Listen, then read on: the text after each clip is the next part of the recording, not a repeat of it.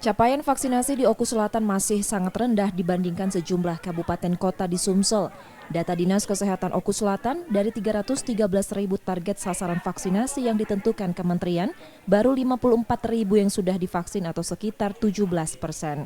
Rendahnya capaian vaksinasi disebabkan akses ke desa dan kecamatan sulit, stok vaksin terbatas beberapa bulan terakhir, dan menurunnya antusias warga untuk datang melakukan vaksin.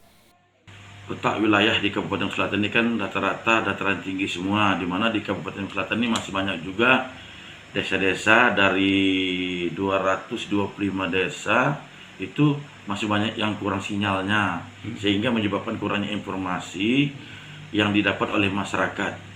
Dan terus yang kedua, ada juga penyebabnya dikurangkan karena awal-awal hari itu kurangnya stok vaksin. Di Kecamatan Muara II, antusias masyarakat saat ini untuk divaksin sangat rendah, membuat pihak kecamatan menyasar pelajar.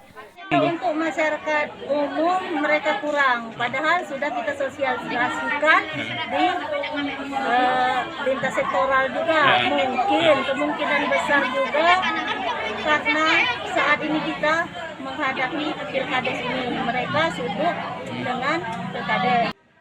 Saat ini sejumlah puskesmas terus mengajak warga untuk divaksin dengan menargetkan 100 orang setiap harinya. Setia Budi, Kompas TV, Ogan Kompring, Ulu Selatan, Sumatera Selatan.